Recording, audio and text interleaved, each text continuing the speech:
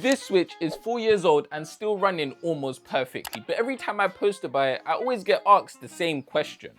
Why haven't I upgraded? And yeah, on paper the Switch 2 is more comfortable, powerful and durable, but there are a few key areas which are stopping me. And pretty much all of them have to do with long-term use. Honestly, this held up better than I expected. It's been in bags, on trips, used by my little sister.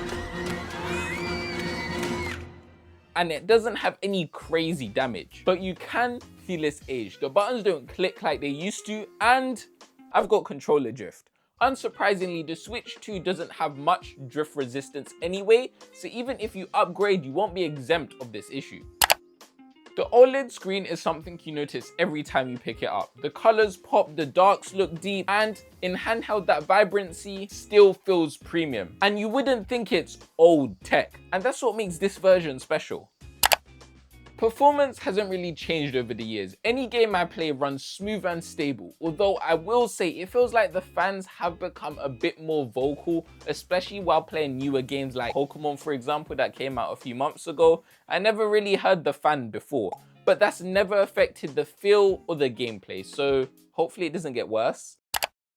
The real reason this still matters though is the games. There's so much good titles now, it's legitimately a stacked library. But of course, with newer hardware out does mean the slow production of games for this Switch and more for this. However, Nintendo is moving so slow with games for the Switch 2. I feel zero urgency and I don't feel like I'm missing out. And just a side note, have you guys seen the prices of those games? It's legitimately robbery.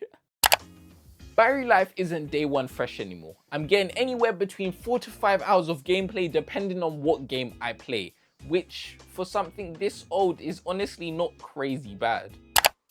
Most of my time with this is handheld, and honestly this is really where it shines. Comfort-wise, it's still nice to use, not perfect but easy to hold for long sessions and light enough that your hands don't get tired quickly. That said, I wouldn't mind bigger Joy-Cons, and honestly that's the only valid argument for upgrading to the Switch 2 since they're significantly bigger.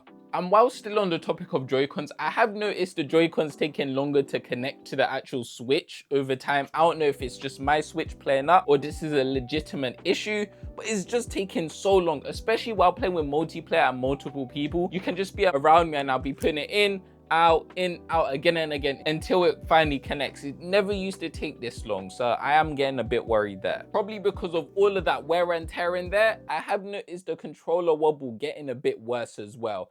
Obviously this was bound to happen, but now I can legitimately rattle my Switch. It's a bit too far now.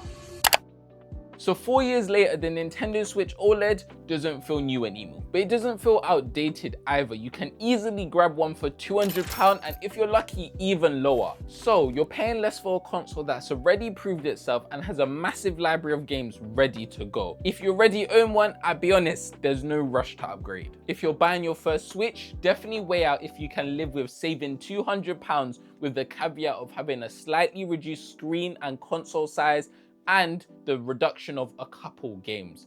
In my opinion, Switch OLED all the way. Either way, it's your boy Mr. K. Like, subscribe and support the channel, and if you want to see the actual OLED in-depth review, check this video out over here. Anyway, in a bit.